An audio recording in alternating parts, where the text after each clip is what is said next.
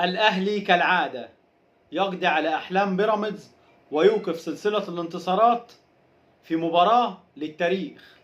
بس قبل ما نبدأ حلقتنا مع بعض زي ما متعودين، ما ننساش الدعاء لإخواتنا في فلسطين.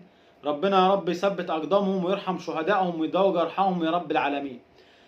والدعاء ده مش لإخواتنا في فلسطين بس، يمكن البلاد العربية كلها اللي بتمر بأيام صعبة، ربنا يا رب ينصرهم ويثبت أقدامهم. الأهلي النهارده بيفوز على بيراميدز في مباراة فيها كل حاجة حلوة، متعة وإثارة، إجوان من أحسن الإجوان. النادي الأهلي بيجيب النهارده 3 إجوان، يمكن رغم تأليف كولر في حتة التشكيل اللي بدأنا نشوفه في المباريات المهمة. يمكن شفنا التأليف ده في مباراة الترجي ذهاب وإياب. النهارده مباراة بنادي حجم بيراميدز، أو مباراة يعني يمكن ال3 نقط اللي هتاخدهم النهارده دي هتفرق معاك بشكل كبير. فما فيش مجال في ان انت تألف في التشكيل.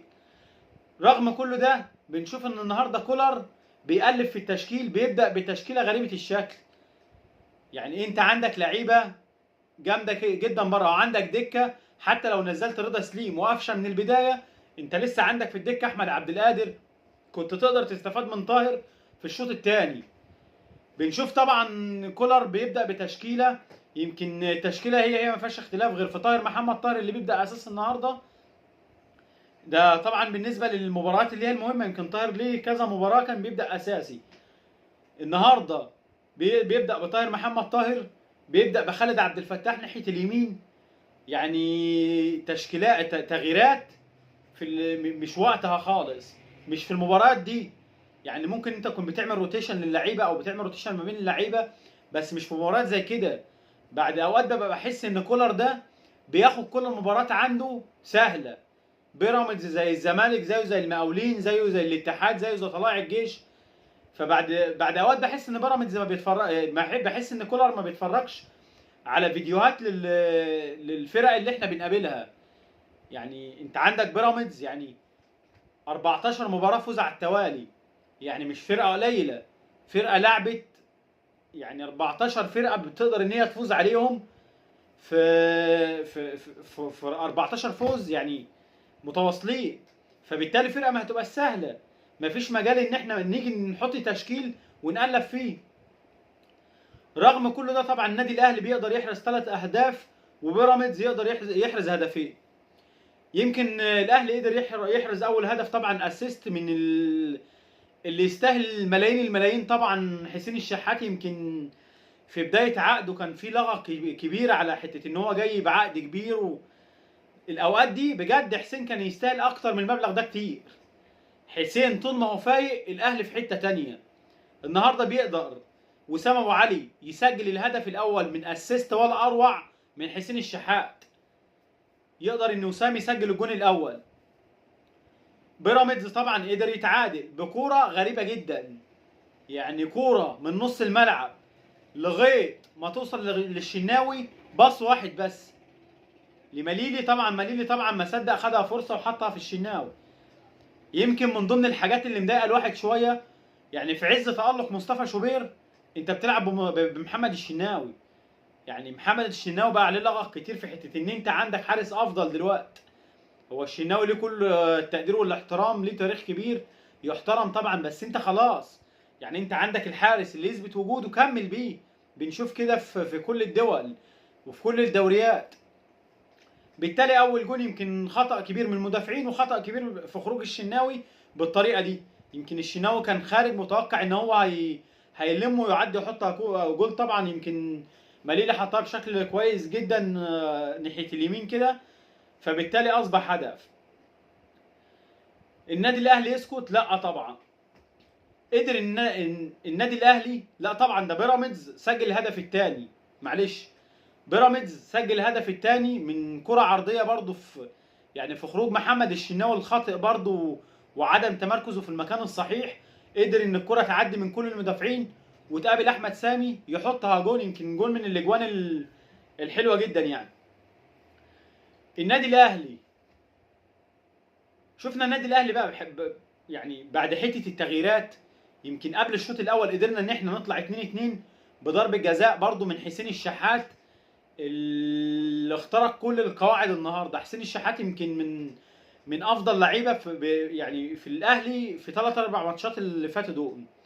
حسين النهارده بيقدر ان هو يعمل اسيست الجول الاول، ويقدر ان هو يجيب ضربه جزاء الهدف الثاني. اللي وسام ابو علي برضو بيقدر يسجل ضربات الجزاء. يمكن وسام متخصص وحلو جدا في حته ضربات الجزاء دي، بيقدر ان هو يسجل منها اهداف. طبعا الجون الثاني قدر ان هو يجيبه وسام ابو علي.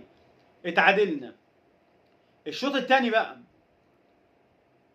التبديلات اللي احنا كنا عايزين الاهلي يبدا بيها، اللي هو محمد مجدي قفشه ورضا سليم. اتفرج على بقى المباراه لما رضا سليم ومحمد مجدي قفشه نزل، المباراه اتحولت. قدرت ان انت تجيب جول. يعني قفشه ما يقعدش، والله تاني قفشه ما يقعدش. قفشه في الوقت الحالي ده احسن نص ملعب بالنسبه للاعيبه اللي في الاهلي. امام لعيب كبير، بس انت عندك قفشه اخر مباريات افضل بكتير. فليه تظلم وليه تقعده زي كده؟ وعلى فكره تقدر تلعب بالاثنين في الملعب. يعني انا لو وقفت مروان ولا وقفت ديانج، اي واحد من الاثنين دول يقوم برقم 6، تقدر ان انت تحرر الاثنين دول. يعني يمكن امام لو لعب رقم 8 بيبقى كويس، فبيقدر ان هو يهاجم ويدافع، يقدر ان هو يسند حتى مع ديانج ولا مع اكرم اذا كان، او مروان، اي حد من الثلاثه اللي يلعب رقم 6. فبالتالي طبعا بعد نزول قفشه ورضا سليم يمكن الماتش اتحول. النادي الاهلي بيرجع للعبه الطبيعي، بيرجع ان هو يقدر يمسك الكره من تاني. شفنا اختراقات من حسين. يمكن حسين كنت بشوفه كتير في نص الملعب النهارده، يعني بيوزع هدايا. يعني غير الجون اللي جابه وسام ابو علي، فيه برضه اسيست تاني معمول لوسام. وسام لو متوقع الكره دي كانت هتبقى هدف.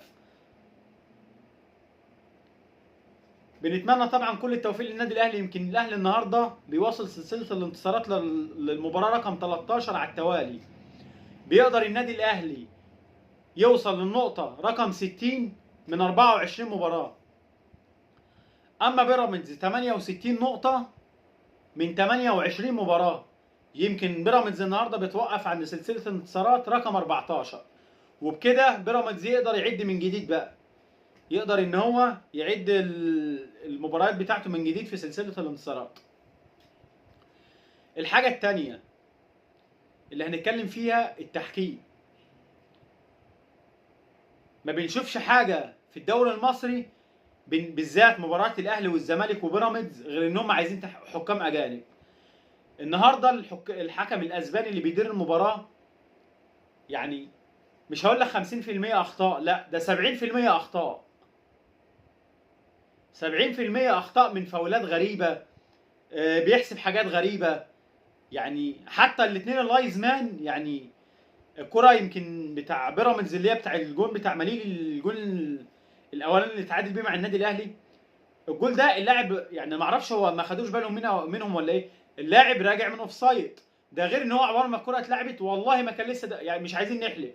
يمكن انا ما شفتهاش كويس، بس على ما اعتقد ان اللاعب ما وصلش لحته ان هو يبقى تمركزه صحيح.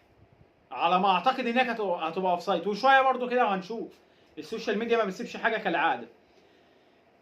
نفسنا ندي فرصه بقى للحكم المصري، والجماهير تبقى في دار الحكم المصري، واللاعيبه تبقى في دار الحكم المصري. رغم الاخطاء دي كلها ما شفناش لاعب بيعترض بشكل غريب. مشكلتنا او مشكله اللاعيبه في مصر ان هي بتستهيف الحكام المصريه.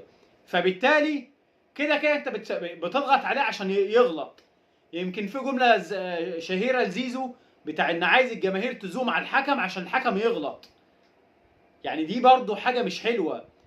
يعني انت بتدور على نقطه الحكم وبتلعب عليها. فدي بتمنى ان احنا ما نشوفهاش. بتمنى ان احنا ندي شويه للحكام المصريه المباريات المهمه اللي زي كده. النهارده انت بتجيب حكم اسباني بتحاسبه بالدولار، رغم ان الحكم ده لو حكم مصري غيره ما يخطاش الاخطاء دي كلها. يمكن انا افتكر مباريات كتير جالها حكام اجانب وعليات المباريات دي اخطاء كتيره، فمش المباراه دي بس.